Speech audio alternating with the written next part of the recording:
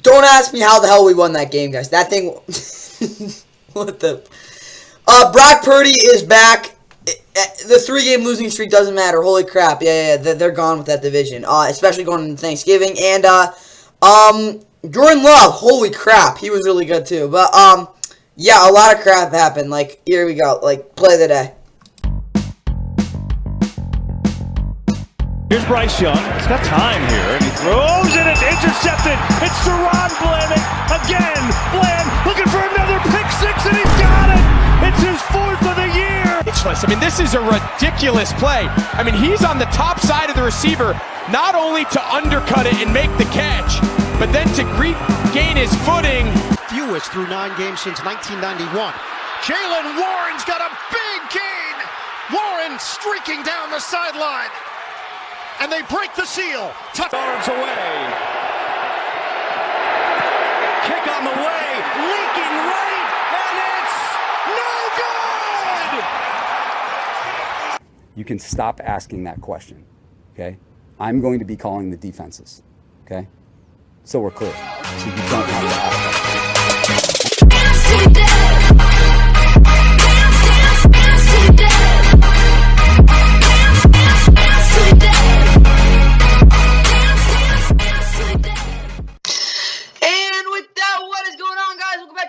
Of course, please like and subscribe. Hope you guys enjoy the Week 11 NFL Sunday recap. Obviously, a huge game tonight on Monday Night Football. But first things first, I will go through the injury report. First things first. I said my bad. But either way, nothing much for the Titans. Again, some guys are hurt, but yeah, that's nothing crazy.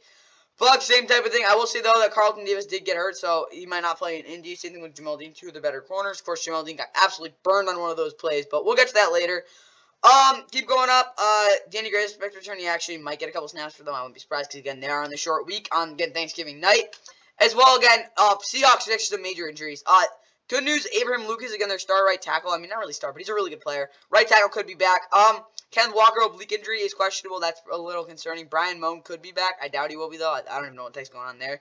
And, yeah, Geno Smith also has a little bit of an injury. Damn. Aaron Rodgers is expected to return week 16. That would be really good. Mekhi Becton also got injured in Buffalo. Again, we'll see if they can play on that Friday game as well. Because, again, there's actually 8 teams, I think. Yeah, 8 teams are on a short week coming in. No, wait.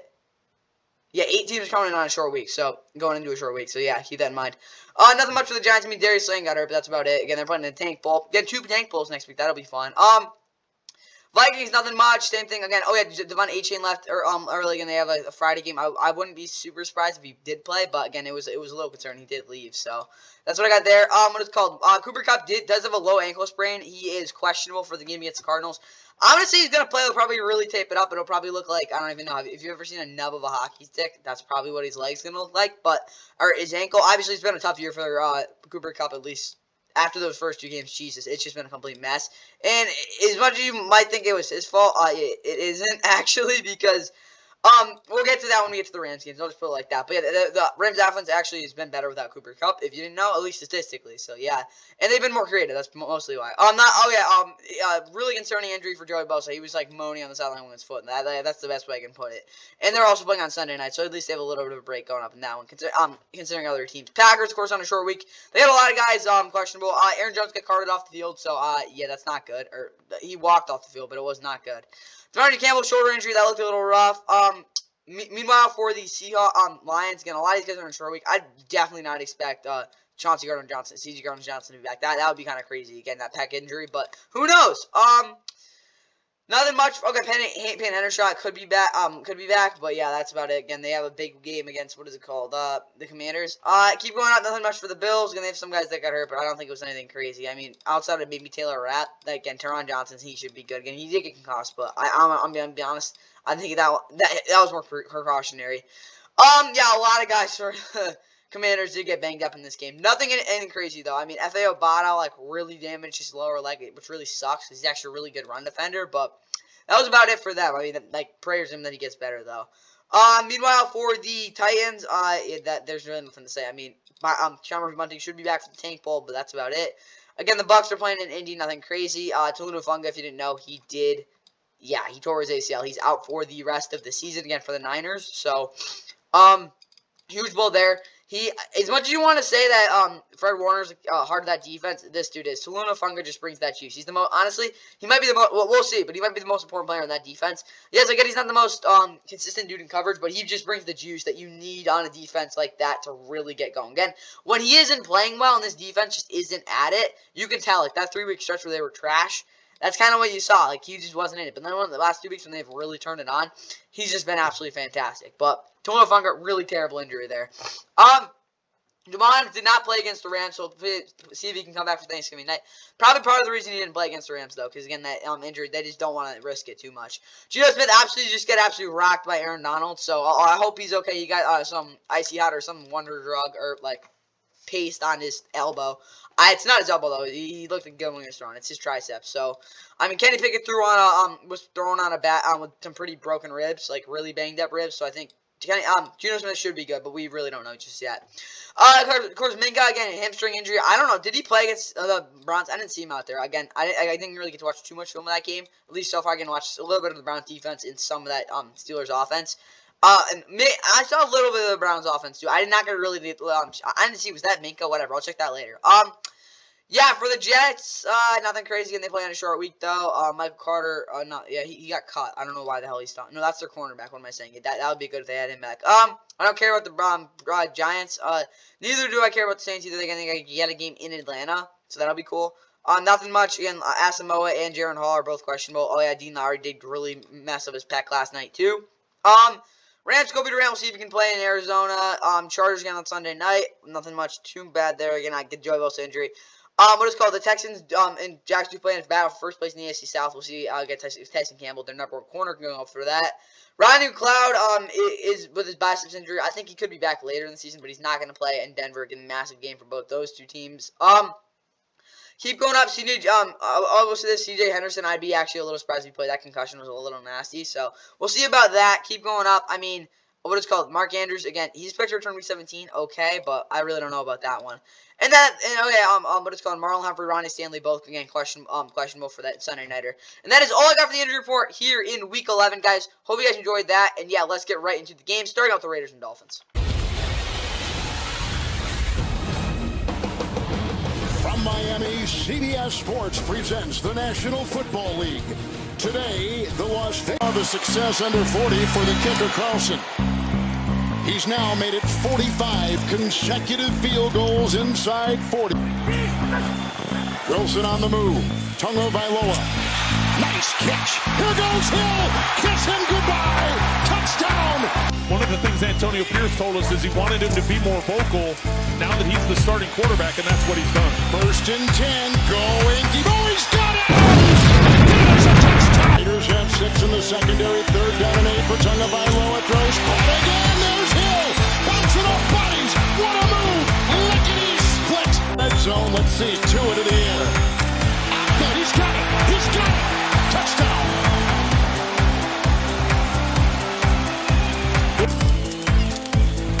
Armstead the block, and he's got his tight end.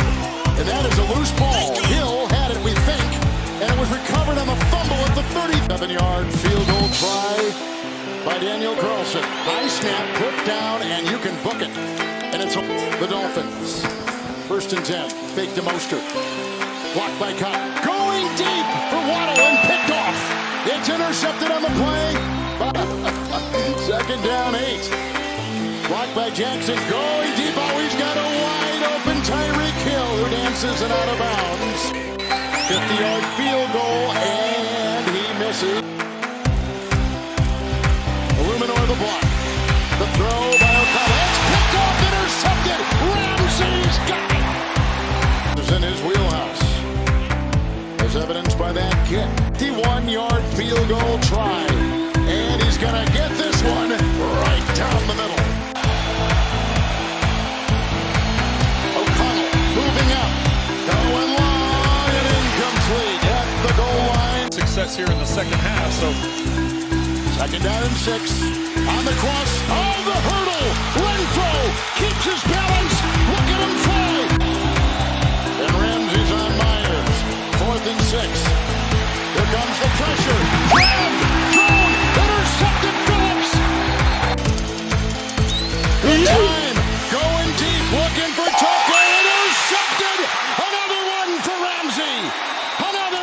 interception. And the Dolphins do find a way to hold on against the Raiders with a 20-13 win. Of course, the Raiders have not had a bye week yet, but again, last 3 games they just looked like a completely different team, really reinvigorated, and obviously they gave the Dolphins all they could handle in this game. Yeah, the Dolphins' offense only scored 6 points in the second half and put up a goose egg in the fourth quarter. But yeah, I'm going to be honest, guys, this Dolphins team just did not play their A game. I'm saying they played like their C game.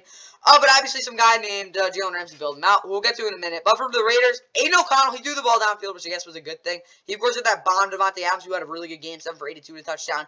2 of the picks, one of them was Jalen Ramsey, and one of them was a fantastic play. Like, the one he threw it up in the end zone, I mean, that was, like, kind of like, again, the last play of the game. The other one was just a great play by Jalen Ramsey. He actually made the correct read there. If the receiver actually boxed him, I think that was Kobe Myers, he could have made a play on that. But, yeah, of course, just a fantastic play. The second interception was a complete boneheaded play, bro. Just throw it in the ground or something. Throw it at his feet. Intentional grounding is better than that interception there. But he went 24-41 for 270 yards. Outside of that, I'm not too mad about the way Aiden O'Connell played. Just, again, one of the bonehead interceptions was a bonehead. They didn't run the ball either, which, again, they were down for most of this game, at least, like, again, for part of it. So I'm not, like, too concerned about that. But I do think getting this running game back going will be huge. Again, they do play what is called the Chiefs next week. So running game is going to be a big factor if they want to win that one. Again, first game of that series this year. Jacoby Myers, he was actually doing a decent job. When he was on Jalen Ramsey, he got absolutely locked up. But outside of that, he was actually a decent job. He did, again, really good at getting separation. Michael Mayer was good underneath, but that was about it. Again, he made some good yak plays. Hunter Renfrow had that one massive catch and run play, but outside of that, he got absolutely clamped. He did make a couple catches, though. Trey Jagger also got a nice pass downfield. Oh, no, he broke tackles on that one. For this defense, Traylon Moray was really good, again, blanketing the defense. Isaiah Polomeo, this dude, honestly, probably their free safety. Again, those 2 guys in 2 high are honestly pretty lethal. They did a decent job against Tyreek Hill, but again, just too fast for him at some points. Robert Spillane was decent, 6 tackles. They did get some decent pressure. I'll give them that. Again, the penetration was definitely there, but I mean, it was really just Max Crosby actually, like, getting any, like, the actual true, like, getting in there. Marcus Peters was getting absolutely toasted by Jalen Waddle, but then obviously Tua missed some of those throws, though. Tyree Wilson was bad. John Jenkins was okay. The defensive line, again, outside of Max Crosby, I really didn't see too much. And they were doing a decent job penetrating, but against the run, they weren't really shedding many blocks. And also, the linebackers kind of building them out. And Luke Maston did a really good job of containing some of those gaps. Daniel Carlson also had 2 field goals. Dolphins, Tua was good. He definitely missed some throws and had that bad pick, but again, it was kind of an arm punch. So, not too mad there. Tua had a pretty decent day. 20 to 39, 325, 2 touchdowns, interception. Footwork was a little sloppy, though. Raheem Mostert, happy feet in the backfield for sure. 22 for 86. Again, didn't run as downfield hell as I thought he would. Salvin Med did not run upright, thank God, but yeah, only got 3 carries. He did have a touchdown, though. 3 for 25, obviously that screen pass. Robbie Chosen had a 1 big 3rd down conversion. Tyreek Hill, obviously a massive day, 10 for 146 and touchdown. Typical him. He's probably the best receiver in the league right now, if I had to guess. Jalen Waddle also 4 for 55. Really good game. Again, Tyreek Hill, I think 2 more years in the league after this. But whatever. Not thinking about that right now. Outside that, I mean, Al Gingle got a lot of targets, but like no one really did much else. Defensively, Xavier Howard, again, just did not look that good. Again, he basically ran across the whole field, though, on the touchdown, so I can't be too mad about that. And he did a decent job in zone, so nothing crazy. Obviously, Jerome Baker did a good job in coverage. Jalen Phillips was massive. 5 tackles, 2 sacks, interception. Probably the future of this defense. Honestly, probably the face of this defense for at least the foreseeable future. Javon Holland did a really good job against the run. Bradley Chubb did get some pressure. KO, actually, I like the way he did. Played a lot of outside leverage. Again, funneling guys inside. Toward Jalen Ramsey, who had his best game in a while. 2 picks, tackle, but it wasn't just a pick. He absolutely shut down Devontae Adams when he was on him. He did not get open on him. Like Jalen Ramsey. Again, we'll get to Deron Bland and Rasul Douglas later, but I really do think he deserves the Defense Player of the Week. Because he was just on a different, like, you talk about how good Jalen Ramsey is, like, by week to week. He was even better than that in this game. Not just because of the 2 interceptions, because I really often think times, like, cornerbacks that get a ton of interceptions either get burnt a lot or just freaking crazy. And that's what Jalen Ramsey was in this game. Aiden O'Connell's dumb for throwing at him in the first place, though. Dolphins did have, again, over 400 yards total offense, guys. They're just going to keep moving the football on at basically any team at will, because, again, they're one of the, best offense in the league right now. At least, maybe, yeah, whatever. But either way, again, they had the ball longer, 3 to 3 turnover ratio. Again, the Dolphins did turn over the football a good amount in this game for sure. Again, the Raiders' 6 punts definitely aren't good. Both teams are pretty future on 3rd down. Really sloppy game overall, but the Dolphins do hang on, and they moved to 7-3. Again, huge game against the Jets. on Prime Video on Friday. Let's get right into tease the game grades. For the Raiders, Aiden checking to Josh before trying to hit his third read, as Jalen Phillips will let him know if he has time. Yeah, of course, that interception was probably the definition of what he did. He did not try to get he had a couple of those passes underneath. I liked a lot to Josh Jacobs, but outside of that, when the pressure came, Aiden just got absolutely killed. He did not do a good job getting dumping it off. He did it a couple times, but that was more of his first read. So yeah. Aiden didn't do his best job there. Devontae had 82 yards, so I'm good with that. And Daniel Carlson did it with 2 field goals, not 4 though. So yeah, a little frustrating for this offense, but I did they did move the football pretty well. They're just run the ball next week against the Chiefs. I really think they'll be doing a better job. But again, Aiden turned over the football 3 times. You just can't do that, bro. So that's how I'll put it. But offensively, I don't think it was the worst game. I gotta give him 3 minuses though. Now let's look at the Raiders defense. And for that, again, 10-yard plays allowed. I think they gave 7 or 8, so it wasn't the end of the world. Nate Hobbs on Tyreek Hill. Yeah, that worked out good and bad. So, yeah.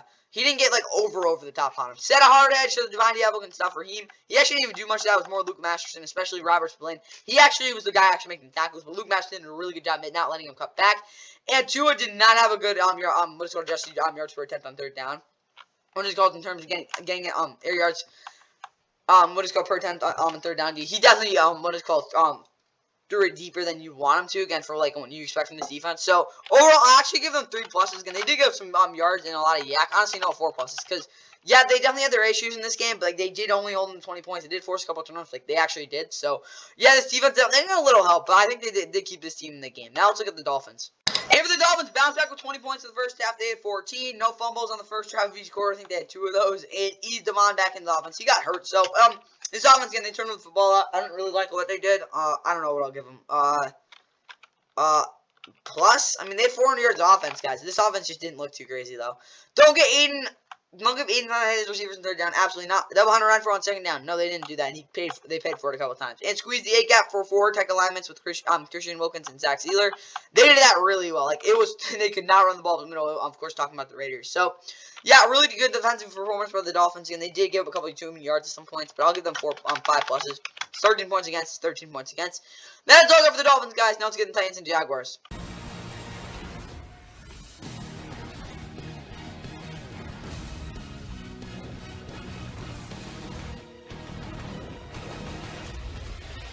Of their plays last week. This is Chris Moore, end around. Moore, first down and a lot more. He's got some blockers. He's inside Jacksonville territory. Boy, bad snap. Football is loose. Who's got it? To the short side of the field where Jones and Ingram are. Lawrence, back to the end zone. Ridley, over the shoulder catch. The middle. Henry has it. First down and more, Tennessee. That nimbleness, unbelievable agility, and play by Simmons. Here comes the blitz. They pick it up nicely. Lawrence puts some air under it. It's caught. Ridley. He's the snapper. Logan Cook, the holder, and McManus continues on here. Instead, they go for it on 4th and 4. Lawrence pump fakes. Everyone covered. He'll sling it. First down. Johnson off and running. At the top of your screen, Lawrence instead looking left. Evades the initial sacker. Lawrence gonna run for it. Lawrence end zone. Touchdown. Things together for this offense. One of his bigger days of the season so far. Lawrence fakes the handoff again. Little off balance throw to the end zone. It's caught and it's Ridley again. Here's Henry wildcatting it back to Levis. Levis gonna put some air under it. Towards the end zone. It's caught. Hopkins touchdown. Garra's gonna play it from the 20. Crosses the 30 out to the 35. Football's loose. There's no doubt that Jacksonville is a good football team. Little option play. Lawrence, is he in? Yes, he is. Wanted to feature him in this game. Levis taking another shot, and he gets it to his guy. This time it's Chris Moore. And make plays on the ball. See Simmons again lined up, offensive backfield. They're going to throw to him. Simmons makes the catch.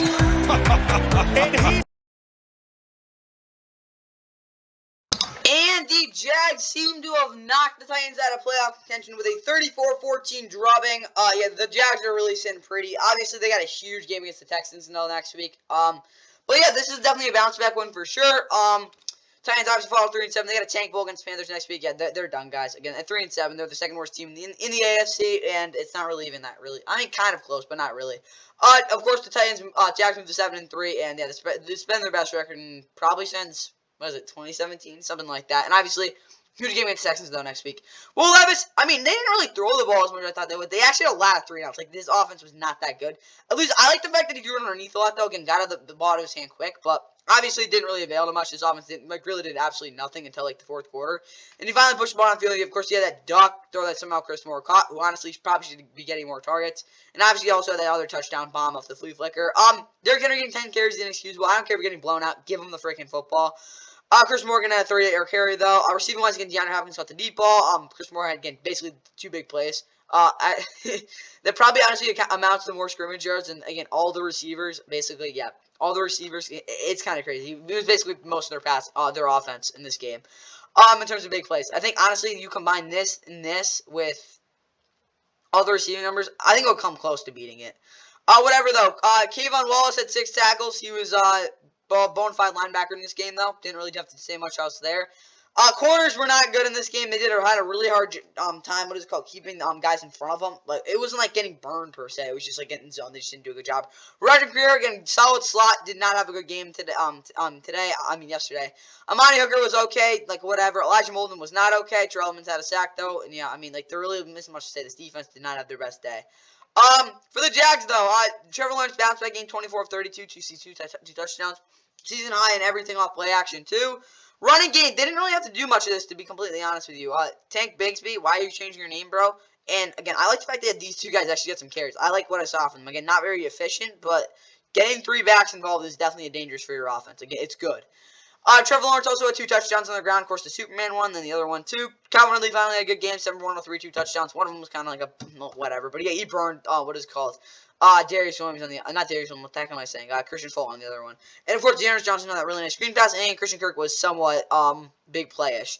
Meanwhile, for this defense, Devin Lloyd did not look that bad. Marteric Brown definitely did, though. Foyce had a little kind of 6 total tackles. Also had half a sack. Honestly, Trayvon Walker were pretty good. Again, really creative passers for sure in this game. Josh Allen wasn't, again, they weren't winning up front. I'll put it like this. They did not do a good job actually, like, winning their, what is called matchups. Especially, again, Josh Allen really struggled trying to get that swim move going. So when he started using his scissors, it just did not work. So, I'm going to be completely honest here, guys. He might need to try to kick out and just win with power early, because he kind of got dominated down the end. I'm not going to be completely honest there. Just did not have his best day. Team stats, though. The Jags had nearly 400 total yards, and obviously they outgained by a lot. They had the ball a lot longer, too, again, partly because, again, Willow's just thrown underneath. 2 fumbles, though, for the Titans were also crucial. 2-1 sacks as well. They basically doubled the amount of plays, guys. Yeah, this was kind of what I did expect. The Jags absolutely thumped the Titans. Alright, for the Titans offense, 30-plus touches for Derrick Henry, not even close. 9 targets for Carter Phillips. I don't think he was played. Peter Skronsky, again, he actually did a good job. Did he play right tackle? I swear he did. Who did? Someone played right tackle. They did a really good job. Who was it? No. There we go. I swear, it might have been Chris Hubbard. Whatever. They did a really good job on Josh Allen. But either way, that's about it for this offense. Because, yeah, Will Levis did throw 2 touchdowns. But actually, they just didn't have the ball long enough. They hit fumbled it 2 times. This offense, again, they did look a little more sustainable, I guess you could say. But, I mean, guys, 200 yards total offense will not get it done. 4 minuses. Defensively, Harold Landry was good, not great. Amani Hooker was not good. Christian Fulton, again, he got absolutely toasted in this game. I gotta say, at least he had a 100 rating against. So, yeah, defensively, it was not pretty. I gotta also give him 5 minuses. Again, the Titans, guys, they're just not a very good team right now. This is just like a wasted year. So, Will Levis could be their quarterback in the future, but yeah, not so great right now. And for Jacksonville, Travis Etienne, 15 most carries. I think he got somewhere around that. 10 most touches in the second quarter for Jones Johnson. They definitely fed him. Less than 3 sacks a lot on 3rd down, not even close. And obviously, Calvin Ridley did do a really good job separating this game. Eventually, it was just kind of a get-well game. So, I mean, there's really nothing else to say about that. They did a good job. I'll give them 3 pluses. No, honestly, 4 plus 34 points is a good amount. Again, good production. But Like in the middle of the field before I say Luokong, he actually just kind of like did his normal thing and like supported the run and like just didn't give up anything over his head. Tyson Campbell didn't play, and obviously under 10 points allowed in the fourth quarter. They did not do that actually, so I guess they didn't really finish strong. No, they might have. But either way, yeah, the Jags defense, I think, again, also some of those big plays they gave up again, they just kind of played everything in front of them. Josh Allen obviously had a couple struggles, but yeah, 4 pluses. I like Zog, pretty creative. Texans did Cardinals time. Yeah, here we go. This game was honestly kind of crazy.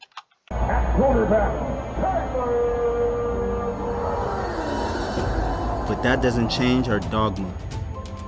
It's simple. They'll use all 4 tight ends today. Murray dancing in the pocket. He's looking long. He's looking for Rondale Moore. He's got it! Touchdown, Cardinals! By the way, in the backfield, pass is caught. It's a diving grab. Sliding toward the goal line is Dalton Schultz. Did he get in? He says he did. This will be a 57-yarder. Good snap, good hold. It has the length, and it is good. It sounded like Jonathan Gannon appreciates that even more than the sacks. It's Sims. First catch. Sims has a blocker, and Sims has a first down. They give it to Singletary up the middle. Cuts to his left toward the goal line, and he is in. Touchdown, Texans. For the Cardinals off the play fake. Murray has time. He's looking long again. He's looking for Hollywood Brown, and it is intercepted. Take it down. Stroud off the play fake, looking toward the back of the end zone, and it's intercepted. Intended for Nico Collins, and Jalen Thompson is able to pick it out of the air. Stroud on first down. He was looking downfield. He's going downfield toward the end zone. Still a leaping grab. He's got it. A 48-yarder. Big snap, good hold. Kick is on its way. No good. Murray keeps it himself. Not much is there. Trying to get to the pylon. He does. Touchdown, Cardinal. The day. This is a good one. George is going to let it bounce and hit somebody. I don't know if it hit a Cardinal or a Texan, but the Texans fall on top of it. Singletary came in motion on second down, middle of the field. Deflected and intercepted. Intercepted by Chris Barnes, and he's exploding. Hutchinson in for the first time in this half. Stroud throws to the other side. It's intercepted again. The Cardinals will get it back. Antonio Hamilton. 4th down and 8. Murray. Pressure's coming. Murray's hit as he throws. Looking for Hollywood Brown. Broken up. Hell no. Broken up by Steven Nelson.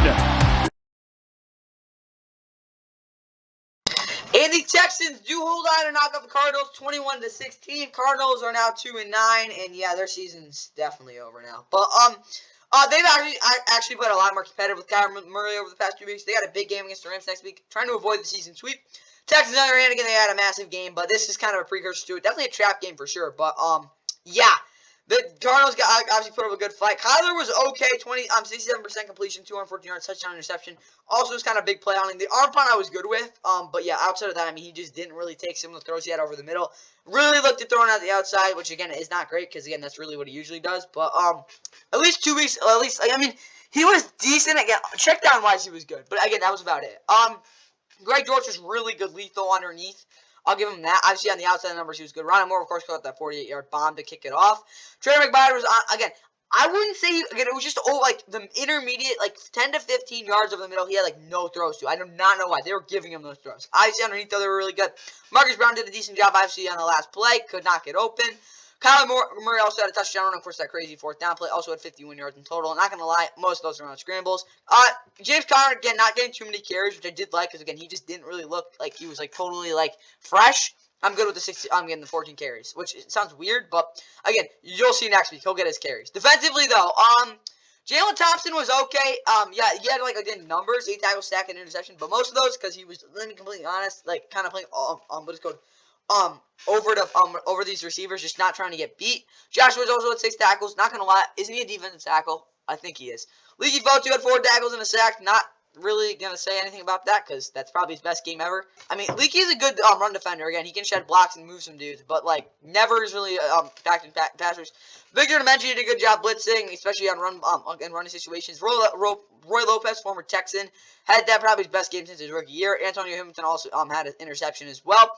As Chris Barnes, and obviously the big sack by Dante Stills, who right now is probably the best pass rusher as Dennis Gardeck has completely disappeared, at least in that aspect. He's been good at setting the edge, though. Matt Prater also had a field goal. Meanwhile, for the Texans, C.J. Stroud, again, a rough day, 3 interceptions, but still figured it out. Again, threw a lot of downfield passes, 336 yards on 27 completions. So, not the best game from obviously. 3 picks is never what you want to see, but he's definitely going to play better next week. But yeah, it was decent.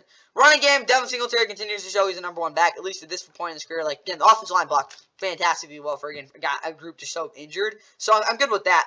Receiving-wise, Dankdale obviously got the bomb. Like, again, there were a lot of downfield passes in this game. Nico Collins, 7 for 65, was getting open a lot. Robert Woods, same type of thing. 3 receivers going for 40 yards. Dalton Schultz, of course, they caught that weird touchdown at the start. And Steven Sims Jr., I don't know how he's still in the league, but he is.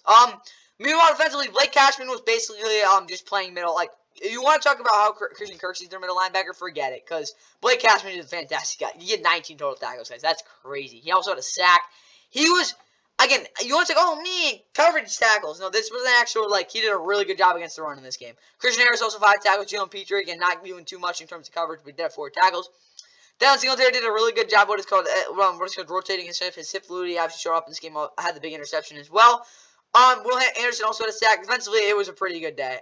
They did got a couple big plays, but that was about it. Actually, on 120-yard difference. The Texans did, again, outgain them by a pretty decent bit. 2-3 turnover ratio, again, partly because of the reason this game was close. But yeah, the Texans definitely would show they were the better team in this game in a lot of facets. Obviously, the Texans had Cardinals hung in there and yeah, kept it close. Again, even though the Texans got shot in the second half, which I'm being completely honest, I had no idea actually happened. All right, for the Cardinals, 5 was design keepers for Kyler. Yep, no, actually, he was scrambling. 5 was turns for Marcus Brown. Maybe limit RPOs on early downs. They didn't do that. And James Conner did not get 20 plus carries. He honestly, like the way he was running, though, I'm like, yeah, just keep him under 20. But offensively, I'm gonna become. I don't know what I'll give them. I'll give them like 2 minuses. I just don't think they took advantage of a ton of the situation. Obviously, 3. I was thinking about that. They did kick a lot of field goals, so I guess that isn't great.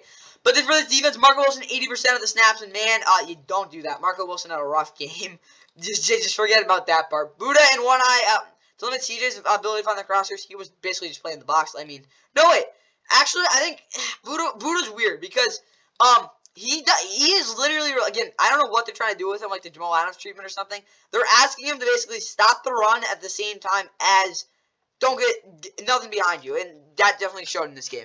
Double Nico Collins on 3rd down. I mean, they kind of did. Not great, though. So, I don't know. This defense was actually pretty decent. They did force 3 turnovers. I'll actually give them 2 pluses, but yeah, a lot of big plays. They can't give up that up next week. Now let's look at the Texans.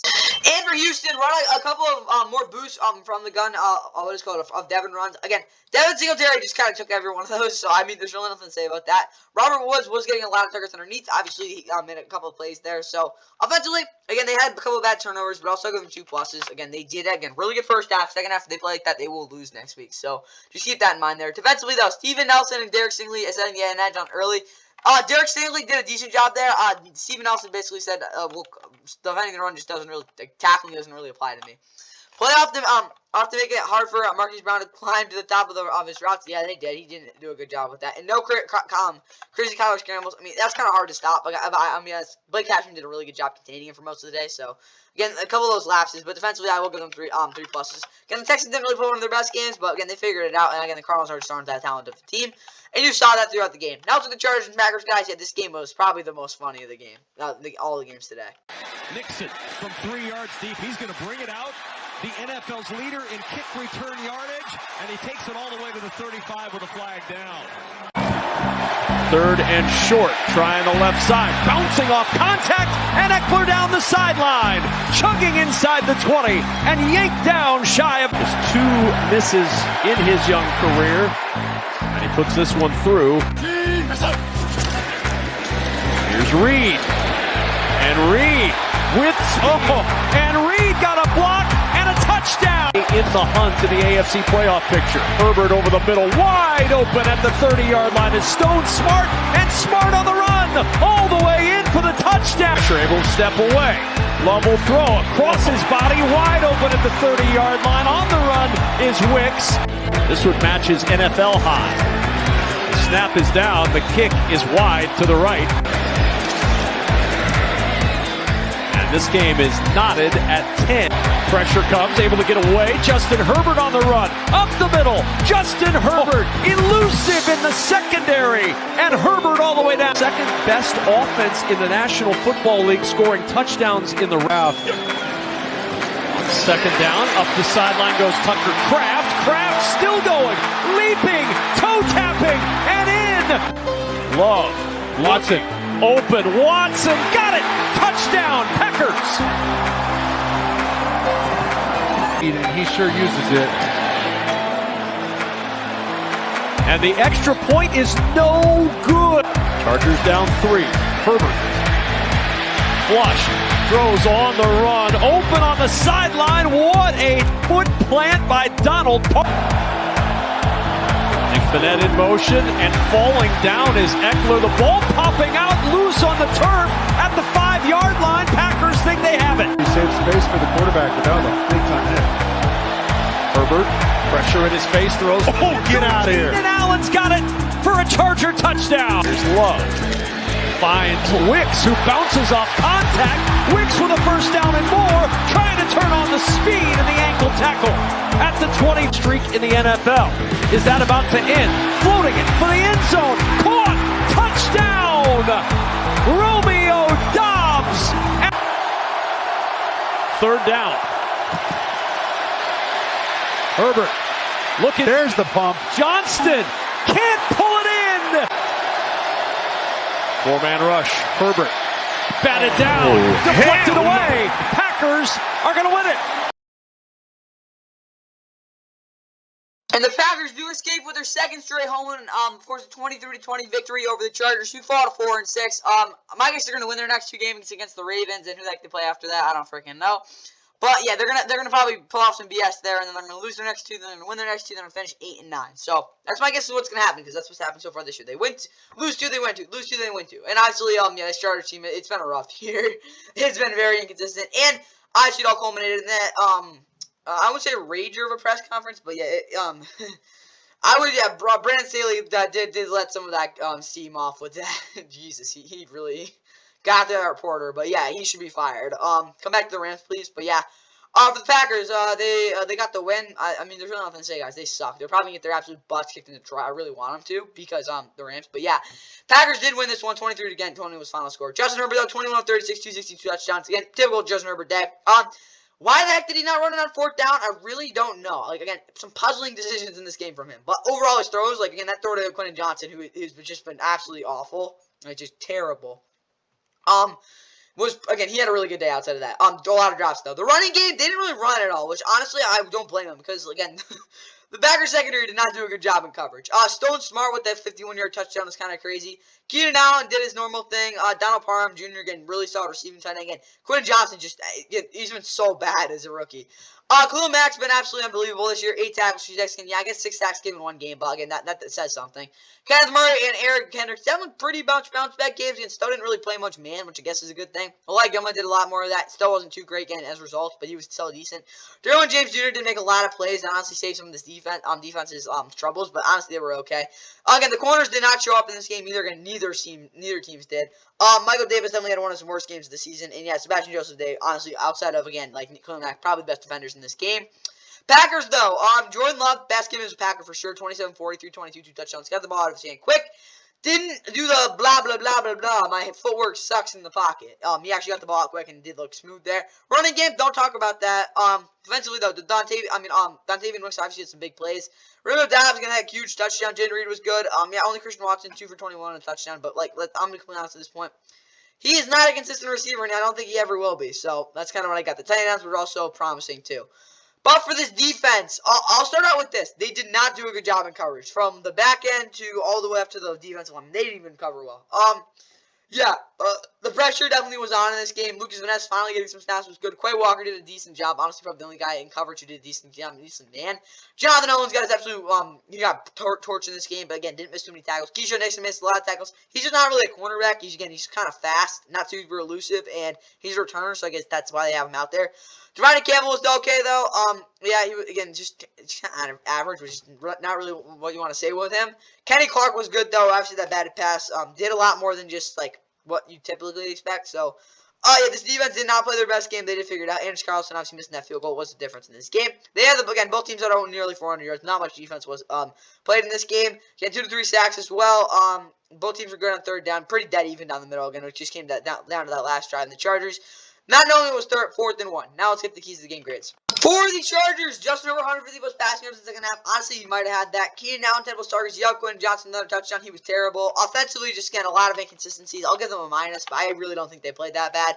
Defensively, under 350 total yards allowed. No, you know what? 2 minuses. But yeah, defensively, I mean, they gave over 350 yards. Shasir Taylor was bad, as usual. And better pursuit from Eric Henderson, Kenneth Murray Jr. They actually did a really good job against the run. I'll give them kudos for that. But in zone, guys, they're just, again, they were meh.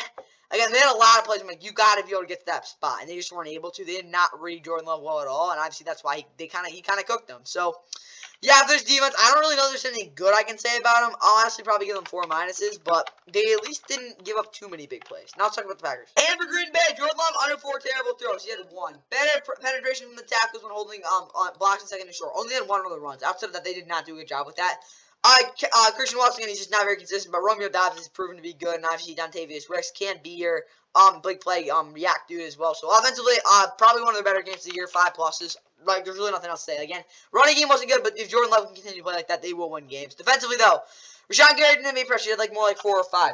Jonathan Owens was not good. He had 8 tackles, though. Kenny Clark shedding blocks to the inside of the line, forcing runners. And Lucas Van Ness, who did do a good job there. And Isaiah McDuffie didn't really play too much in this game.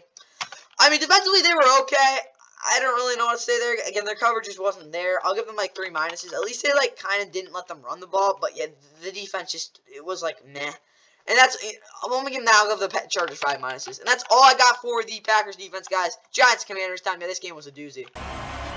On a 57-degree afternoon, Sam Howell and the Washington Commanders get set to host Tommy DeVito and the New York Giants.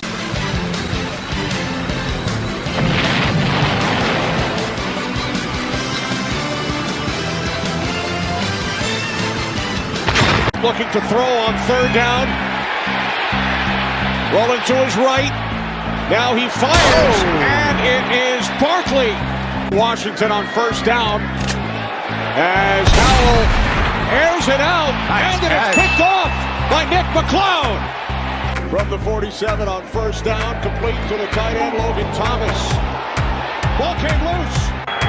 From the Washington 24, DeVito fires, looking for Barkley, end zone. He's got it, touchdown. Joey Sly, 23-yard attempt. 3rd down and 1, fake to Barkley. And now DeVito connects with Darius Slayton. And Slayton makes a move, takes it into the end zone. 2nd and goal. Howell looking, takes off. Howell spins, stays on his feet. Kept out by McKinney. And kickoff is taken out by Pringle. Out across the 30. Did he fumble? Ball came loose. When it's time to clamp down, they do.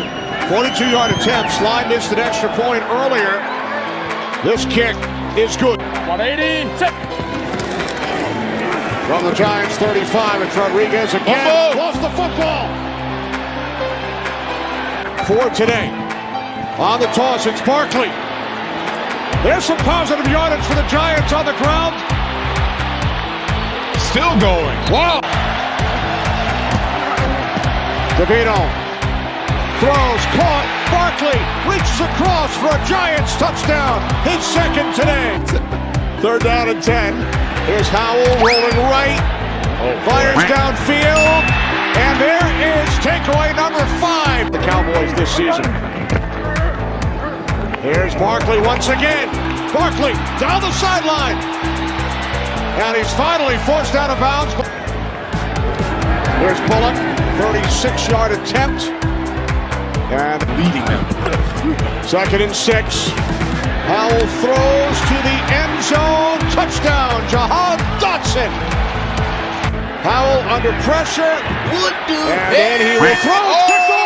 Isaiah Simmons with the interception down the sideline.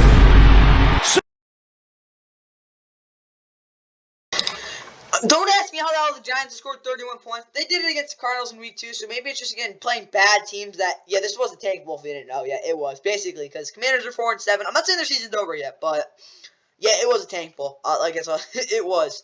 But the Giants are now 3-8. I mean, I guess they won. The Commanders, the reason I say it's tankable, guys, is because, again, 4-7.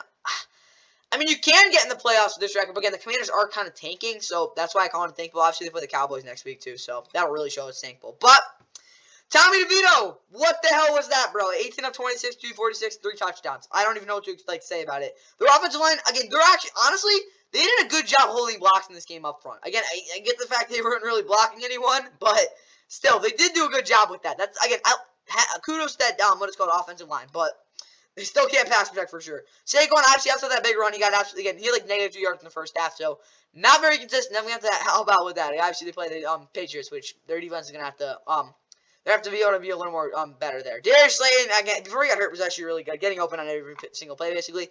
Saquon, 24-yard bomb from Tommy DeVito. That was a great play. Now actually caught the 5-yard touchdown, too. So, again, pretty solid day.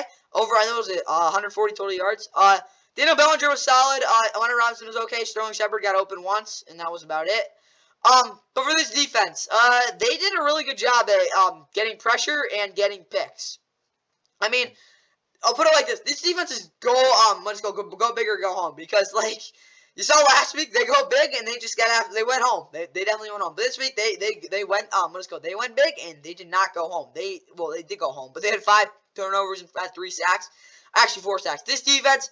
Well, let me put it like this. It's boom or bust. Because, again, third down, if you get the third down on them, you're just not going to do much. Because, again, they're just going to absolutely come after you. They do have some of the guys, like Trey Hawkins did have a really good game in this one. Again, they will get burned. They will give up big plays. They're overall, like, just the, like, value you'll see out of this defense, like, in terms of, technically, it's bad. But they do make the big plays, and they do get pressure, which, that's what Wake Martindale does. So, so I'm good with that.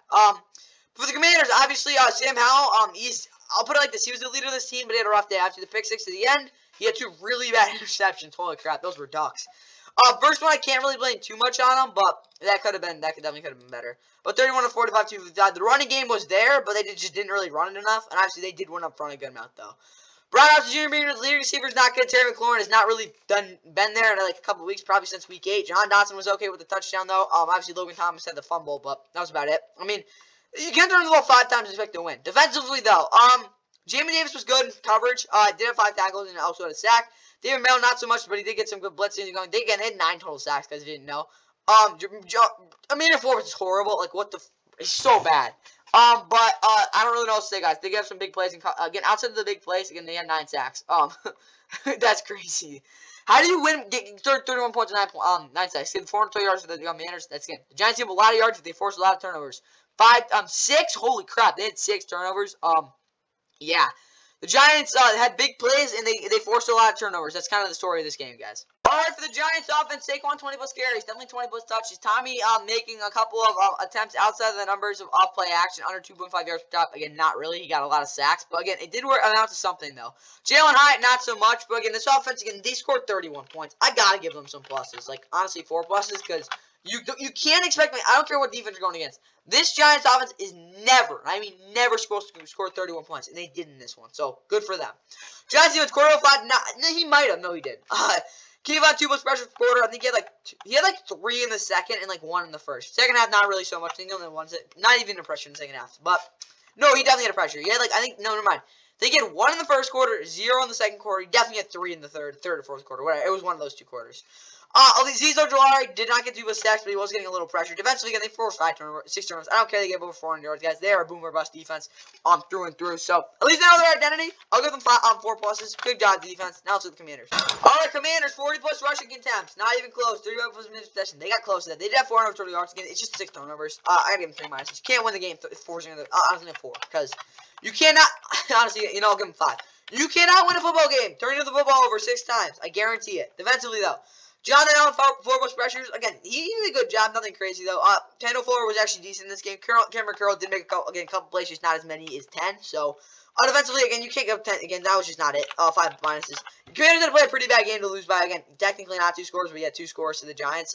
You have to play a bad game to do that, so kind of not really surprised. They played their D game, and they lost. Bears and Lions. So yeah, this is really what the Lions are now. Okay, let's get into it. For the Chicago Bears as they take on Jared Goff and the first place Detroit Lions.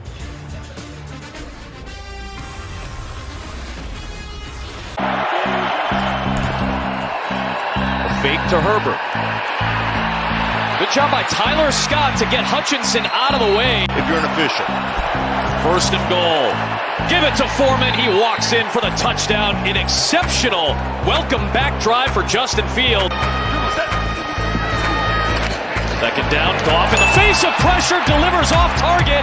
And for the first time in his NFL career. The outside. Expect that to happen to you. Now first and 20, and Goff throws another one away. And this time it's T.J. Edwards. Held up against Hutchinson pretty well that time.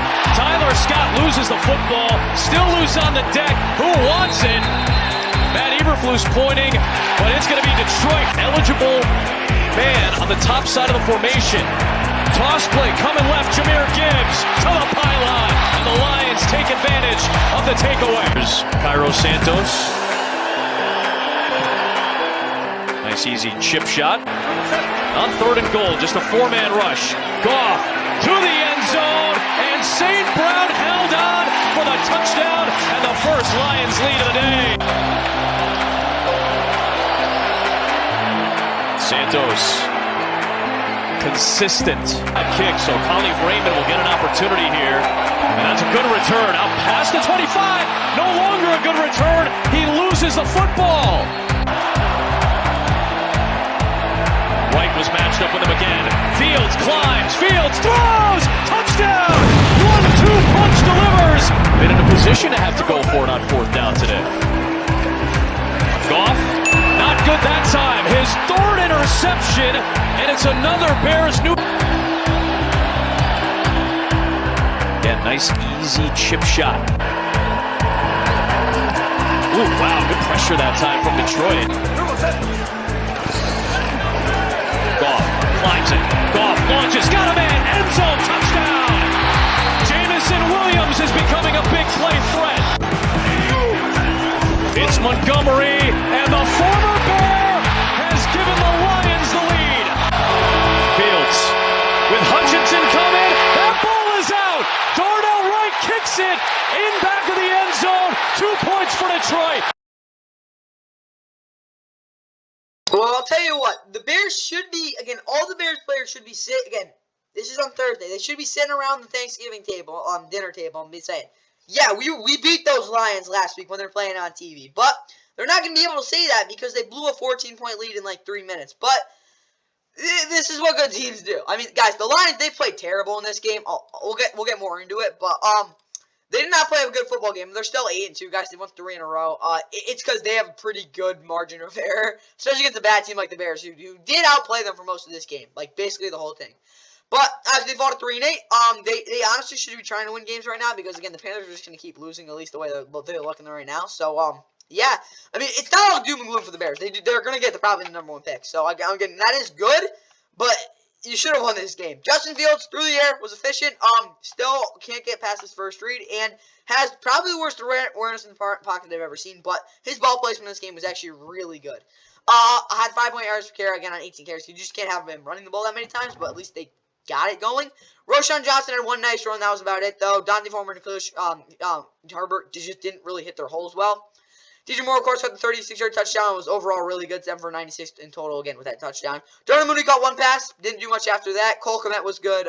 And I don't really care what else other people did. I mean, Khalil Herbert getting this many touches is just kind of crazy at this point. He did not. I mean, it's not crazy because he's a good player, but, like, he didn't play well in this one. Meanwhile, for this defense, they did a decent job in coverage. I'm not going to say a great job because, again, the corners actually, Jalen Johnson did not look that crazy. Tyree Stevenson had a good game, but Jalen Johnson did not look like his normal self. The safeties also didn't play very good. Jaquan Brisker did do a decent job against the run, but Eddie Jackson, he was okay. Made some plays, but it definitely wasn't his best game. Tremaine Edmonds, 8 total tackles, also had a pick. Again, they had 3 interceptions off Jared Goff, which is pretty good. Not saying they were the whole reason for it, but they did have 3 picks. Also got some good pressure stack from Montez Sweat and Jack Sanborn. Again, they did a good job. I'll give them that, but obviously it just wasn't like sustainable. Again, like some of the coverages are calling, like how the hell are they gonna hold that the whole game? But yeah, Jared Goff played like crap for most of this game. Obviously, he pulled it together at some points, but yeah, the 3 picks were not good. He's definitely going to play better the rest of the season, but yeah, not the greatest game. But they throw 236 yards, 2 touchdowns. Outside those 3 interceptions. Jahmyr Gibbs and Dave Montgomery again. Put it pretty simple. The Lions' big dudes were better than the Bears' big dudes, and you can just simply see it on that on the touchdown. Yeah, and the rushing touchdown from Dave Montgomery at the end of the game. The Lions even said, our big dudes are so much better, are just better than your big dudes, and that's what happened. Amra, 8 for 77, and also had a touchdown. Jahmyr Gibbs pretty efficient there as well, and of course, James Williams, 32-yard touchdown to make it a 1-score game.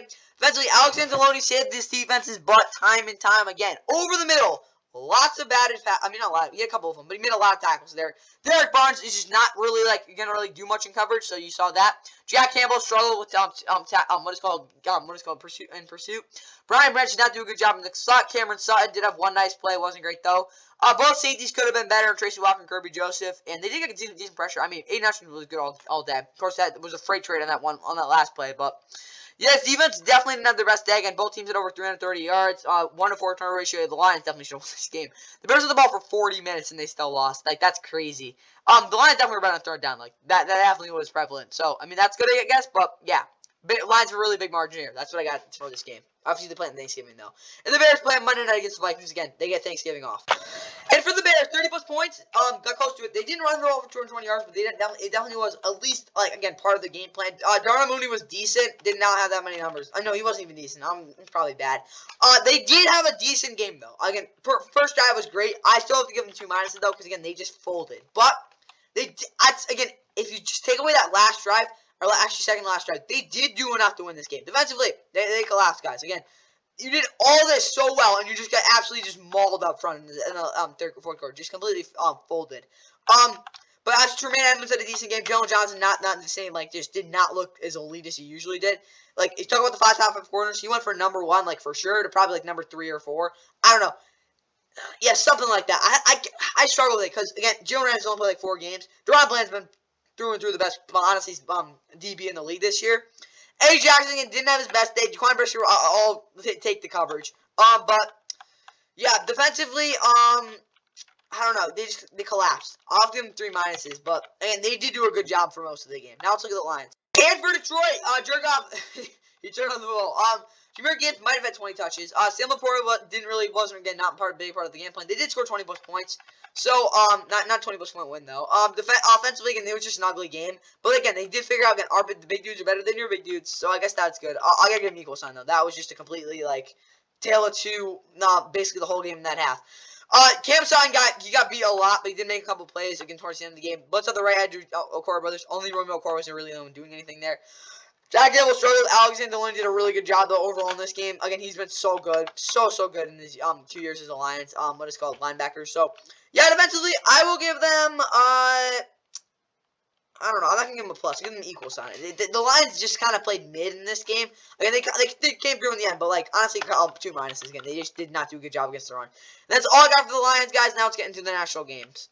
This game was basically just a bye week. On a gorgeous day from Charlotte, the Dallas Cowboys and the Kevin Burke Cardinals. Look, 3rd down, little flip, Pollard, good couple blocks, full steam ahead. Tony Pollard still inbounds and down around the 20. Prescott over the middle, caught for the touchdown. Luke Schoonmaker holds it. Soccer player at Notre Dame gets into this one and it's perfect. The best start for any kicker in his career. And he's got it. Panthers show blitz. They come with it. Prescott floating one for the corner. Caught! CeeDee Lamb! Touchdown, Dallas. Fake here. Gonna throw it. Tremble's got it. And he's in! Touchdown, Carolina. Made his Carolina debut against the Bears last week. Checks in at corner. Here the Cowboys run. Big hole. Pollard right up the middle. Penalty flag. Near the goal line. Is he in?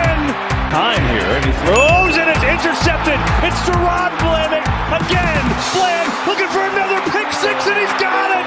It's his 4th of the year. Pressure again. Parsons again. Young in trouble. Stays alive. Now he dropped the football.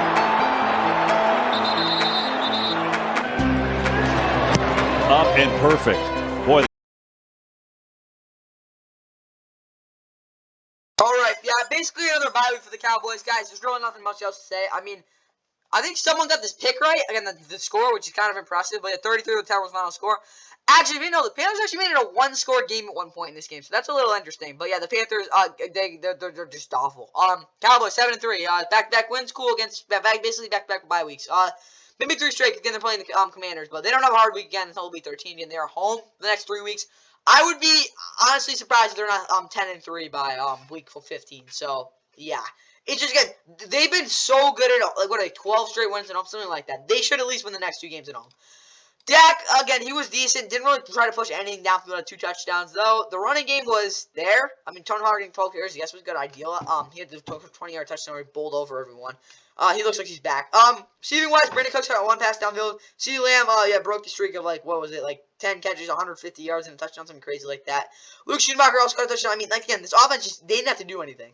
Defensively though, obviously Deron Bland is the best DB in the league. I wouldn't say he's gonna win Defensive Player of the Year, but he is well on his way to a first-team All-Pro. If he doesn't start getting burned, because again, he has the best rating allowed, and that just isn't accounting interception too. You take those away, he's still take away the picks he's given up, he's still the best corner in the league. And 4 pick sixes this year, 6 total interceptions, something like that. Deron Bland just come flat out ridiculous, guys. Micah Parsons at 2.5 sacks. Jaron Curse also had half sack, and they had a lot of pressure, guys. I don't really know what to say. The run defense wasn't that good though, and they didn't do a good job holding shedding blocks. It was like the run fits were kind of all over the place, so I guess that's not good. But I don't really care, guys. They blew them out. Panthers. Bryce Young had the touchdown drive. That was about it. Again, the running game was efficient. Miles Sanders not too many good carries once it got condensed, but he did have a couple good carries outside of the red zone. Adam Thielen, good for my fantasy team, but that's about it. And Tommy Tremble caught a touchdown. Defensively, Frankie Louvu's a good player. Von Bell, I don't care about, even though he's actually pretty darn good. And the defensive line is just not very good. And obviously, Brian Burns just got absolutely shut down by Tyron Smith and Terrence Steele. He just got absolutely mauled in this one. Did not do a good job. And Boodle, he's there. Yeah, and Dante Jackson wasn't very good. Again, the Packers. Again, this game was just terrible. They were obviously the better team. There's really nothing else to say. Again, the Panthers gave up 7 sacks. Again, the Cowboys, they basically had a bye week. All right, and for the Cowboys offense, Dak for over 250 yards first half. No 3+ deep shots from Brandon Cooks. They had 1, 2 touches for Tony P for driving the first half. Actually, they might have done that. Offensively, again, I'll give them a plus. They didn't have to do anything. Defensively, they get 5 sacks. Micah did what? I don't know. Micah got some. What the hell was that? He did get a good amount of pressure. Obviously, Deron Bland was awesome, and yeah, they did have a lot of 3-and-outs again. So defensively, I'll give them 5 pluses. Business as usual. Time for the Panthers. And for Carolina, Bryce saying enough's enough.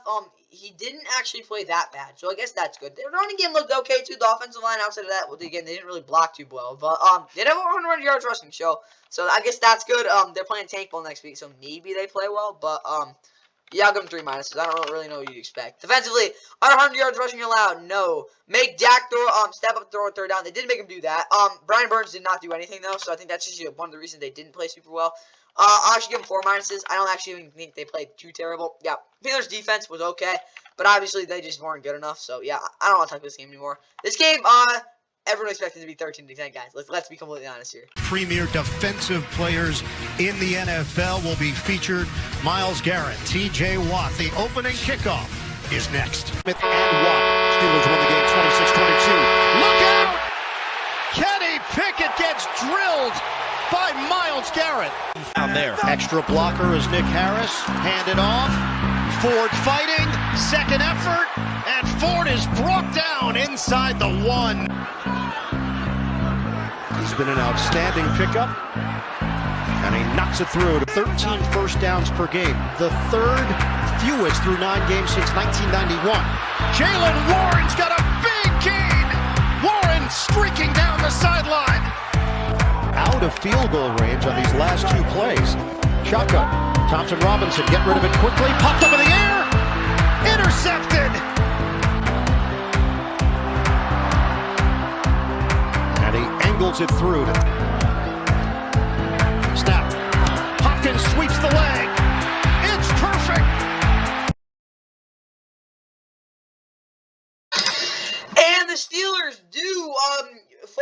Browns their first one-score loss of the season. 13th was final score. Yeah, this Browns defense is the best in the league.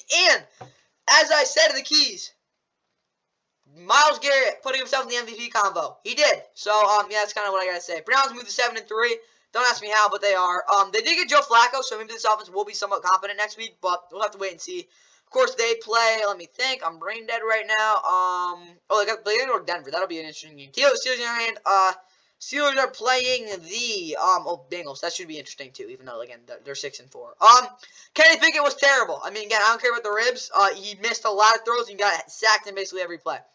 Jalen Warren take away the 74-yard touchdown. This offense had probably 100-yard total offense, something like that. But he did have the 74-yard touchdown, which is probably their longest offensive play in like 4 years. So I guess that's good. Najee Harris was bad as usual. No one did anything in the receiving game. George Pickens made, I think, 1 or 2 big plays. That was about it. And of course, Jalen Warren, of course, had that huge third-down conversion, but that was about it. Landon Roberts definitely took it to the Browns physically up front for sure. He also missed like 4 tackles. Joey Porter was good in coverage outside of the one penalty. T.J. Watt did his normal stuff. Shannon Sullivan had a pick, but this defense really just wasn't super effective in this game. And yeah, Mika did not play. Alex Highsmith was also pretty shut down pretty well. Again, against the run, he did a decent job, but they did not do much in terms of pass rush. Dorian Thompson-Robinson did not blow it completely, but he definitely wasn't very good. The running game, they kind of tried it, but actually Kareem Hunt is so washed up, and Jerome Ford is just not a number 1 back. So I don't really know what you expect there. Elijah Moore was good. He got open basically every play, but actually Dorian Thompson-Robinson being a bonehead did not throw him the football. He also had a touchdown to him, which that was really bad. David Njoku, 7 for 56 was good, but I mean, again, Mark Cooper, he needs a quarterback to play. Like, that's how I'll put it. Defensively, JOK was a beast. Grant Delpit was good. Not great, though. Overall, Karanko, 4 tackles and a sack. Yeah, he was really good. Of course, Myles Garrett, those 2 huge sacks, got a ton of pressure. Zadarius Smith was also getting pressure, too. Corners did a decent job. Again, outside of that 1 touchdown they gave up, this defense was basically, head on, whatever you want to call it. Steelers actually did have a 250 yards total offense, but again, you take away the 74-yard touchdown, they had under 100 something. And yeah, holy crap, guys. Oh, yeah, the Steelers had a rough day offensively. They gave up 3 sacks, but it felt more like 8. And yeah, the Browns just kind of like didn't blow it as bad. Yeah, this game was pretty bad overall, though. I mean, classic AFC North showdown, though. Again, you can't really complain about this doubleheader game because, again, it had a lot of impact, and you didn't really expect much, so I can't really say this game was, like, underwhelming, but it just, again, like, it wasn't, like, not really anything crazy happened. Kenny was, did not hit 200 yards. Najee, again, combined, they definitely did. Deontay Johnson, he had, like, at least 7 targets, and they did not score 21 points. Offensively, again, outside of that touchdown, they were just completely god-awful. I don't even think it was actually the whole entire Browns defense. I don't even think they actually played their A game. So, I think this offense got absolutely, like, just crapped on by a defense that honestly didn't even play their, you could argue even their B game. That is not good for you guys. 6 minuses. And meanwhile, this defense, again, they didn't have to do too much, so I can't really complain about that. I do think they could have forced a couple more turnovers. Patrick Peterson was good again in zone, but obviously David Njoku did hurt them a couple of times. Offensively, I'll give them actually a plus. They did their job, guys. You can't really expect too much more. I mean, you actually could expect a lot more, but, like, they did only give up 13 points, like, in retrospect. So, retrospect. Blech. Now let's look at the Browns. And for Cleveland, PJ taking... No. Sure, no, that didn't happen. They did not run the ball 24. Yeah, offensively, 2 minuses. They did absolutely nothing, guys. There's no way around it. Defensively, though, Myles Garrett did have 2 sacks. Martin Emerson Jr., definitely actually that. And Grant Delpit had 6 tackles. Defensively, they didn't need, again, I said they played their probably like B minus game. They're still getting 5 pluses because they held them 10 points. And they're the sole reason the Browns won this game. And that's all I got for you guys there. Let's get into the let's go late afternoon regional window. Bucs and Niners. Here are the highlights. Yeah, this game was dominating. Win last week in Jacksonville. It's week 11 on Fox. Well, the sun's shining in Santa Clara. From the formation here on 2nd and goal. Purdy has McCaffrey. Perfect design and a touchdown for San Francisco. On the roll, sets his feet, comes back against the grain. Look who's waiting for him. Bosa turned the ball loose. It's still loose. Who's got it? From 37, remains perfect from inside 40 as inside the 1. They're going to look to throw it back in the end zone. There's Mike Evans. Touchdown, Tampa Bay. Lets it go, and he's got Ayuk. Slips free. Brandon Ayuk breaks it to the outside. But they find themselves in a tight game here. Moody's kick is good. Down is the quarterback, but George Kittle's kind of turned into that security blanket for him. Watch Ayuk here. He's got it! He beats Dean, and he takes it the distance. Over the middle, almost intercepted. He was not smart, but he got away with it as Dre Greenlaw couldn't. Purdy with a straight drop, steps up, throws on the move, and blown coverage has Debo loose. Second and goal. Purdy out of the shotgun. They'll look to throw it. Back in the end zone. Kittle's wide open. Touchdown 49ers. We begin the fourth quarter.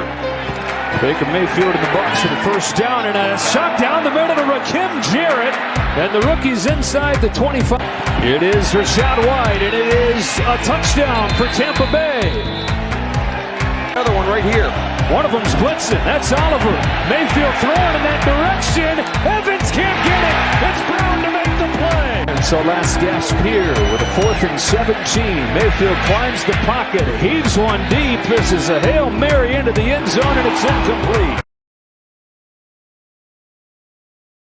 And the Niners win their second straight with a, pretty convincing, 27-14 win over the Tampa Bay Buccaneers, who fall to 4-6.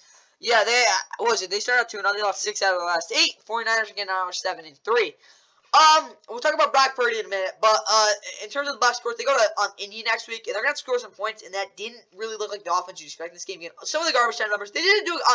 Baker again, high and low. Again, I didn't really get what he was trying to do on some of those drives. Where again, he was again. I'll say this. The play on the fumble he had, again, you got to throw that away. Like, right when you're in the back of the pocket, just roll a little bit, throw it away. Don't try to step up and do all that shenanigans. He'll learn from that, though. He didn't do it later in the game. But Baker, overall, just made a couple crucial mistakes. I don't think he'll make them later in the season because he did correct them throughout the game. But, again, playing the 49ers, just can't make those mistakes in the first place. Running game, again, they got down, so, like, that really wasn't, like, part of the game plan at that point.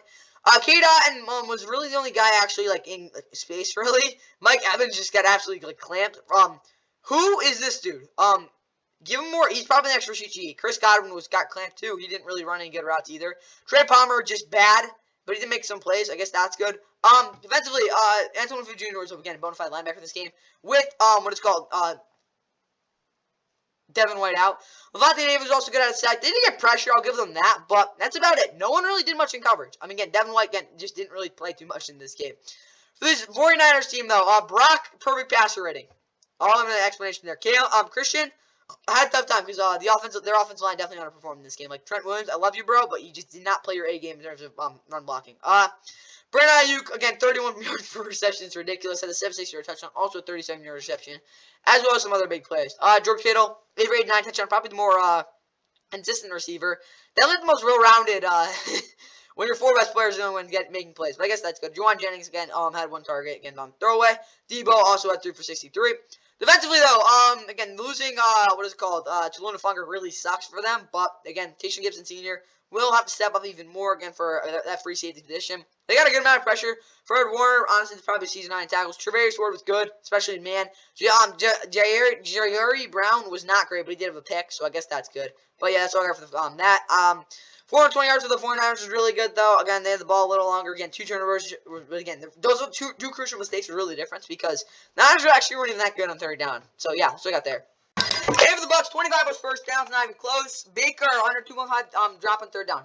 Outside the fumble, he was good there. Rashad White did get a couple screens, and Chris Godwin did not have a big game. So, again, just those couple crucial turnovers is all I really got to say. I'll give them 3 minuses, but I really don't think this Bucs offense had really that much room for error in the first place. So, not too surprised they only scored 14 points. Christian McCaffrey did burn him a couple times in the receiving game, but then again, they did make some nice tackles on him, so I guess that's good. Debo can't get to the edge on their stupid reverse. He did once. That was about it. And Brock Roto's left from big play. Again, your defense gave a perfect passer rating. There's nothing you can really say, but they didn't really show up in this game, guys. Too many big plays. Time for the Niners. You know what? I'll bump them down to 5 minuses because at least they stopped the run. Offensively for the 49ers, they said 7 targets for George Kittle. Yup. Trent Williams silencing Jack Barrett somewhat. And obviously Elijah Mitchell did get... No, I don't think he got 12. He might have got 12 carries. But offensively, again... Brock Purdy perfect passer rating again. They didn't play particularly like efficient at some points, but the big plays kind of made up for it. 4 pluses. I don't know, honestly 5, because again, Brock Purdy with the perfect passer rating. Again, you just gotta keep that in mind. Defensively, who's second in the second half? No. Avery Thomas, I'm getting the star because of tagging last week. Blech. They did do that, and he played pretty well. Defensively, kind of a clinic. I'll give him 4 pluses. Good job, Niners. Time for Seahawks to pronounce this game was crazy. On a beautiful day in Los Angeles, Week 11 of the NFL on CBS rolls on. An NFC West clash between the Seahawks. 7 yards off, makes for easy throws for Geno Smith. Smith to the air to Metcalf, and he reels it in. Is it a catch? Adams, the biggest cheerleader on the Seattle sideline, looking for his defense to get one more stop on 4th and goal. Stafford to the end zone, incomplete. Smith looking deep for Smith, and Jigba goes up to get it. What a catch by the Special Teams Player of the Week. Will try from 54. This year on field goals of 50 or longer, he's 1 out of 3. Geno taking a deep shot for DK Metcalf. He's got him at the 25. Metcalf still on his feet. Cut back at the 9 and down at the 8. For Myers, looking for his second of the day, and he is good. Stafford to the end zone. Caught. Touchdown. Puka Nacua is in. Hard attempt for Myers, who's 2 for 2 today. And Myers on target. Peters back at right tackle. Geno takes a huge shot. Up for grabs and batted down by Will Dissly. But Geno Smith is down. Yards and penalties for Seattle today. They hand it off to Atwell. He flips it back to Stafford. Can he get a pass off down the field? And it is intercepted. 2nd and goal, right back to Henderson. And this time he's in. Touchdown Rams. 3rd and 11. Lock. Deep for Lockett. Intercepted by Kendrick. Who's today? Stafford throwing on 1st down. Over the middle. Nakua's got it. Attempt to give the Rams the lead. Out of the hold of Ethan Evans. And the kick is right down the middle. Gene, great stuff. Thank you. 3rd down and 8. From Gene to Geno to DK Metcalf. 1st down for Seattle. Kick on the way. Leaking right. And it's Nope. no good. And the Rams do somehow, someway knock up the Seahawks to pull out the brooms. Yep, they swept them. 17-16 was the final score. They go to 4-6. They keep their playoff, I guess, implications alive, even though they really probably won't make it. Seahawks fall 6-4, and they might lose their next 4 games because they got the Niners, I think, the Eagles, and then they got the Cowboys, and again, they're doomed for the next 4 games, guys. It's gonna be really rough. But again, they still are 6-4, and then again, the Rams, they play the Cardinals next week. Again, the 49ers Thanksgiving night, they host them. Geno again got hurt when he played. Geno was good. I do think he missed a couple of throws. Some of the reads, he had some guys wide open. But outside of that, he was really good. Under pressure, it wasn't the greatest, too. But the offense was good for the, for Geno Smith there. Zach Charbonnet just got kind of like just taken over at some points in this game. But consistency-wise, he actually had a decent game. Yeah, the 3.1 yard security doesn't tell you everything. Drew Lock's terrible. He was really bad. Deacon had forced 52-yard catch. Outside of that, didn't do too much. Tyler Lockett was decent, though. JSN, again, just some, rookie kind of plays, but he did have 3 for 40. And the offensive line did do a decent job at some points. Again, Aaron Donald kind of took over the game, though. Quanner Diggs, 8 tackles. Bobby Wagner, 6 tackles. Devon Witherspoon, 5 tackles. Coverage-wise, they were actually really freaking good. Julian Love was, again, probably like the big Band-Aid dude, though. They did have some points, not great. Obviously, the huge penalties, though. We'll get that in a minute, too. But, yeah, the Seahawks defense did do a decent job, again, outside that last drive. Against Cooper Kupp, again, I really think, again, if Cooper Kupp caught that touchdown, this game would have went a lot differently. So, I guess that's good for them that he didn't. But, yeah.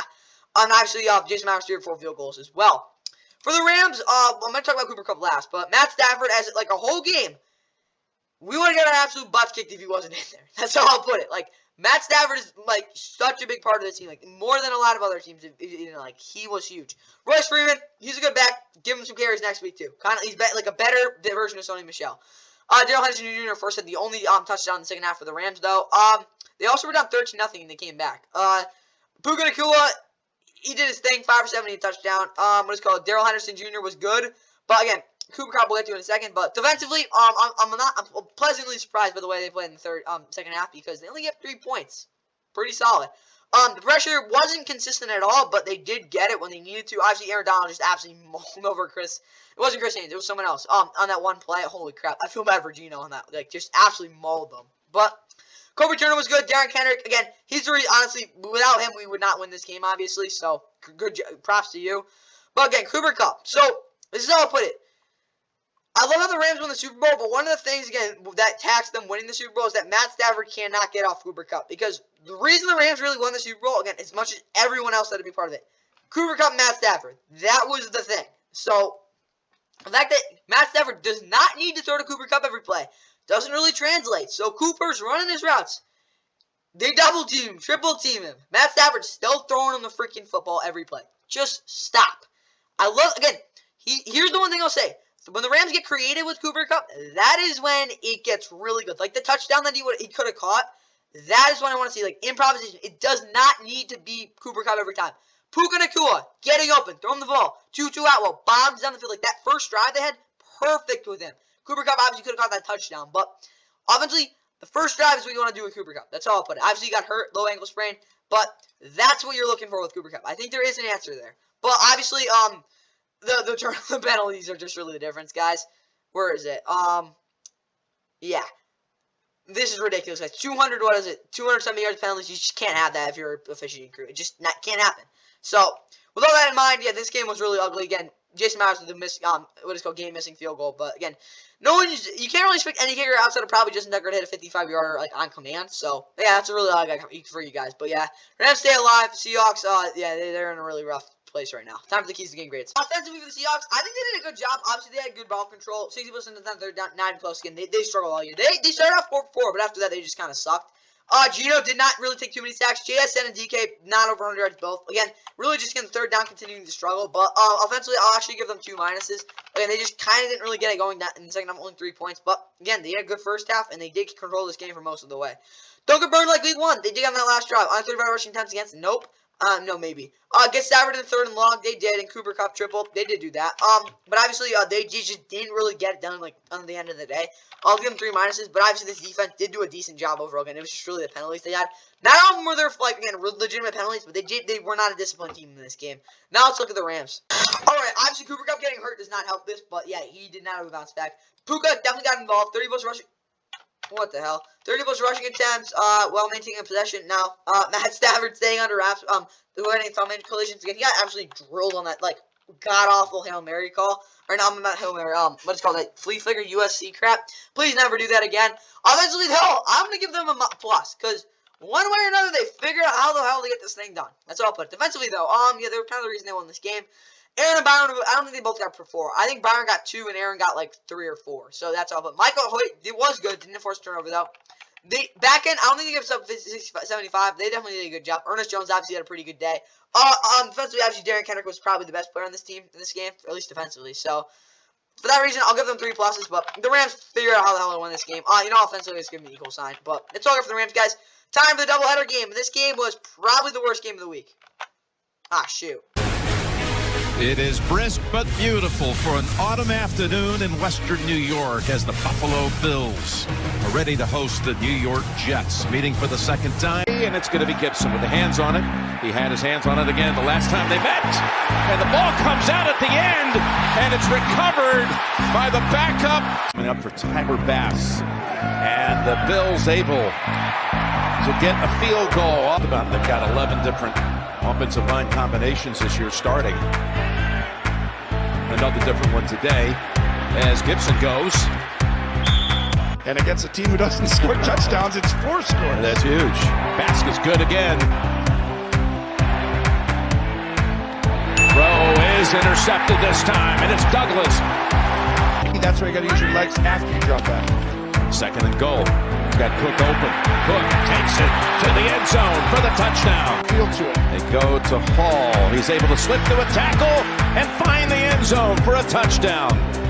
That is fantastic. Well, he's going to trying to get it there, and he is picked off. Oh, you got to watch it. This is where you can score, don't we? The They're going to go up top for it. Flicks it, completes it. Johnson down the sideline. Did he stay in? Defense will have to change because of it. 2nd and 5, and it's caught by Shakir. Shakir with Whitehead trying to get off the angle. Shakir still going. Boyle. And Wilson drops it. He made a football move. Indictment on Dorsey, because I thought he did an excellent job. It's just sometimes something has to happen. There's something happened from long range.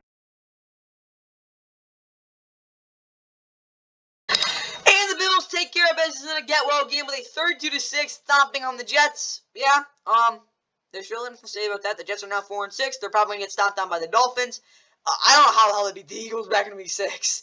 Bills 6-5. Yeah, they're 6-5, and they've got the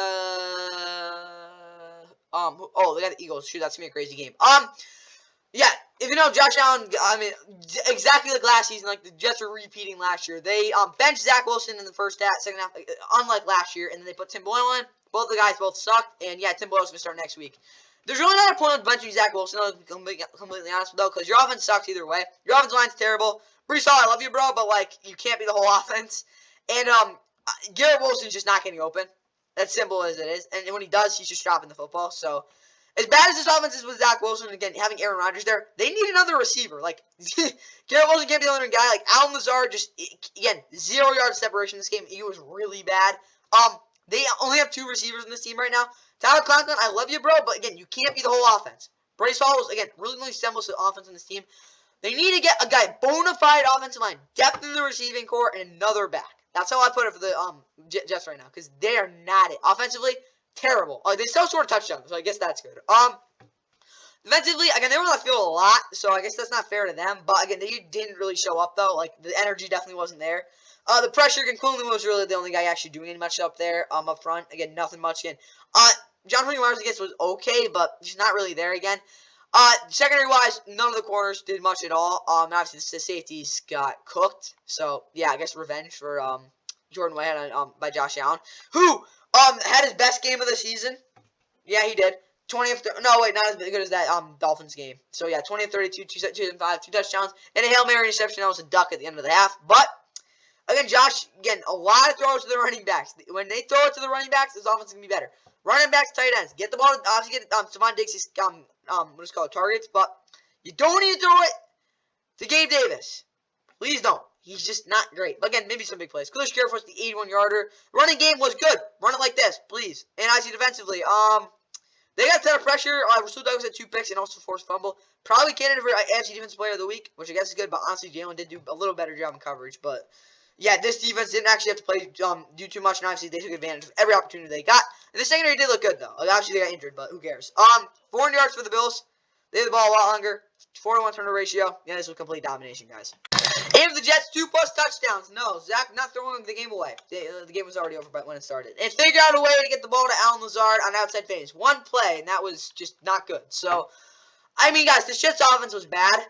Like, 7 minuses, maybe? No, they had 1 drive. They scored a touchdown, at least. Defensively, though, forced 4+ turnovers, including a defensive touchdown. Not even close. Sauce on Diggs. Yeah, that kind of worked out. And Jordan Whitehead, no, he got absolutely toasted. So, defensively, again, just not too much energy, but I can't really blame them. They honestly, they're just, like, I have them 4 minuses. They could have done a better job for sure, but yeah, the Jets got absolutely stomped on in this game. Meanwhile, for Buffalo, they did run the ball, and offensively, I like what I saw. So, 5 pluses. I don't know what's 4. They didn't have to do too much. Defensively, though, Jordan Blair, I think he got hurt. That's not good. But he was good. Dorian Williams was not actually that like big of a guy in this game, but he did do a good job against the run, again, containing guys. And Von Miller did not have 5 pressures or a sack. He might have got a sack, but definitely didn't have 5 pressures. So, defensively, just a really good collective effort. Again, Rasul Douglas forced 3 turnovers. Pretty good. So, defensively, yeah, I'll give him 4 pluses. 4 pluses. Again, it's the Jets, guys. I don't know what you expect, but... So, for the defense, now let's see the Sunday Night Football game. And this game was crazy. I mean, not as crazy as the Rams team. Whatever. Here are the highlights. An overcast, chilly Sunday night in Denver, Colorado. And the usual sellout crowd of 7. Look at this dude. Wait till you see the... No. Start the season going, and first point of the game. Start second. Fake to Madison.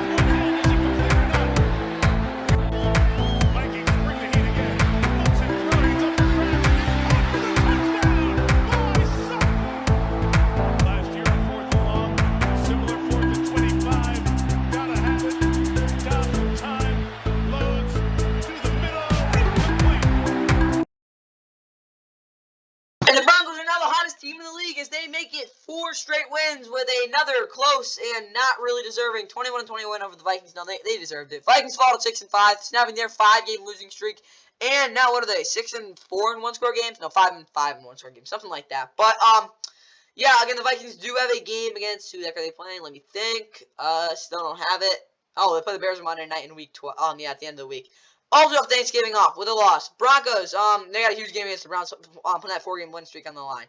But for Josh Dobbs, again, you just downfield as a passer, that's what puts him as a backup. That's how I'll put it. But outside of the interception, and he got hit on that, so there's really nothing else to say there. But the fumble wasn't too good, but he was efficient, so I guess that's good. But again, he's just not much of a downfield passer. Alex Madison looked really good. I like what they did on the ground. Probably the best running game you've seen all year from the Vikings. Actually, Josh Dobbs had the touchdown run too. T.J. Hockenson was decent. That's about it. Jordan Addison struggled big time. And Brandon Powell doesn't really run much outside of curls and some drags. But that's about it. Defensively, though, defensively. Ivan Pace Jr. was decent, but not gonna lie, no one really showed much like energy in this game. Like honestly, Harrison Smith was really the only guy trying to hit clock guys. Which again, when you're a defense, you kind of have more than that. They were getting pressure though. Again, the guys were just winning a lot quickly. So I guess that's good. But a little more physical from the secondary would be nice. They were playing decent coverage, but again, like technically it's a good game, but just not really having that juice. Broncos though, Russ, really good game. 27-35, 2-9 touchdown. Again, he did miss a couple of throws, but outside of those, again, really good at stepping up the pocket, hitting his guys downfield. Obviously, had some throwaways in the deep balls, part of those incompletions, but whatever. Javonte Williams, the running game, non-existent. Courtland Sutton, again, big play guy, 466 touchdowns. Samaje Perine, 7-for-60. Jared Judy was pretty productive, 558, and yeah, that's about all I really got to say there. Joe McLaughlin probably should get more touches. Defensively, though, Alex Singleton's going to keep getting tackles. He's a tackling machine. Again, doesn't miss many. Isn't great coverage, though. Kareem Jackson, 6 tackles. Again, he talk about cheap shots, guys. He was a big factor in this game. Josie Jewell also had 5 tackles. Again, assists as well. The D-line did a really good job. They got a lot of pressure. Both Baron Browning and Jonathan Cooper are guys who, I don't say these legit edge rushers, but they do a good job. Obviously, Nick Menino is also a big guy, but he is injured right now. Jaquan Millen also an interception. Yeah, defensively they did a good job. Again, they had the Vikings thoroughly outgained them though. I'll give them that again. But they had 3-0 turnover ratio was a huge difference in this game as well. Again, the efficiency, the Vikings probably a little more efficient again with turnovers. Kind of the big difference in this one, guys. The Vikings should have won this game. But again, some of the turnovers, and again, the fact that the Broncos didn't really make too many mistakes was the difference in this one. All right, looking at the Vikings keys of the game. Josh Dobbs over 300 through the air.